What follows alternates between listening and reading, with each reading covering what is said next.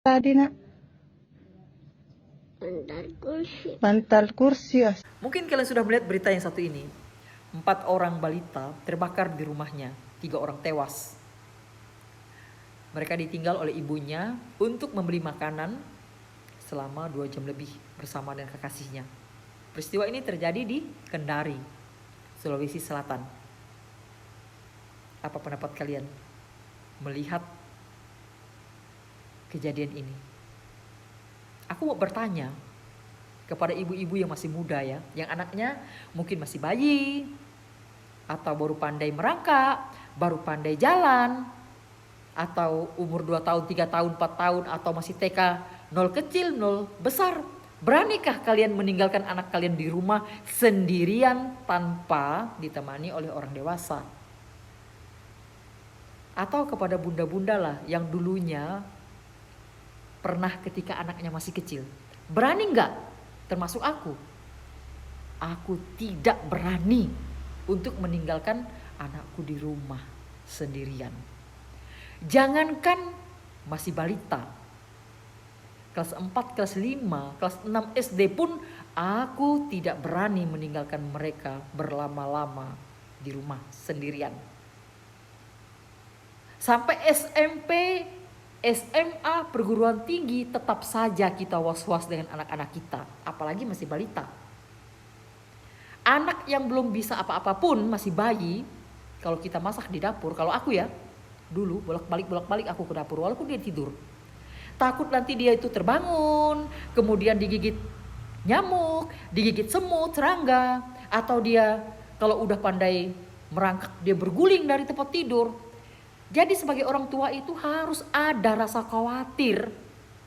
Makanya kita harus sering bolak-balik mantau anak kita walaupun dalam rumah. Ini ya orang tuanya sama sekali gak ada rasa khawatir. Dia meninggalkan anaknya berjam-jam. Itu sudah sangat lama untuk ukuran meninggalkan anak yang masih balita. Karena apa?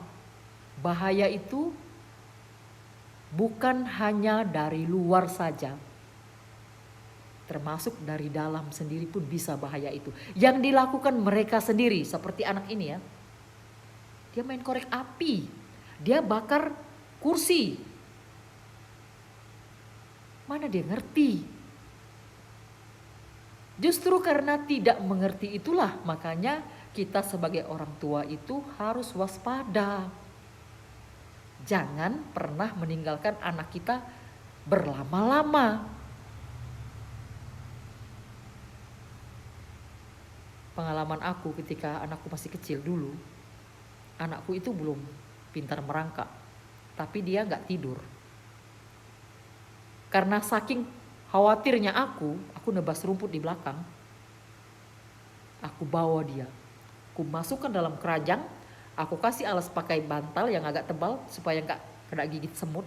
Aku seret dia ke bawah, aku angkat keranjangnya, aku seret.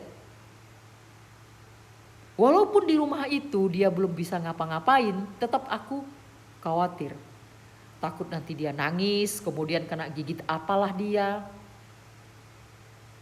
Itulah rasa waspada kita sebagai ibu dalam melindungi anak kita ya.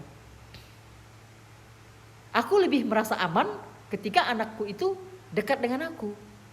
Walaupun dia belum bisa dia pegang ini, pegang itu, lari sana, lari sini, tetap aku bawa dia ke bawah. Aku nebas, dia di samping, dia di belakang aku gini, aku nebas. Sambil aku lihat gini, tebas lagi, lihat gini, tebas lagi. Itulah kita sebagai ibu melindungi anak kita. Buat kalian ibu-ibu muda, jangan pernah meninggalkan anak kalian itu berlama-lama. Jangankan ditinggal untuk membeli sesuatu.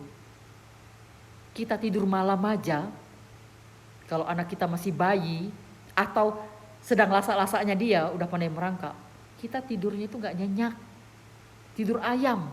Takut-takut anak kita ini ketimpa kita lah. Takut nanti dia bangun tiba-tiba merangkak jatuh dari tempat tidur. Itulah seorang ibu melindungi anak.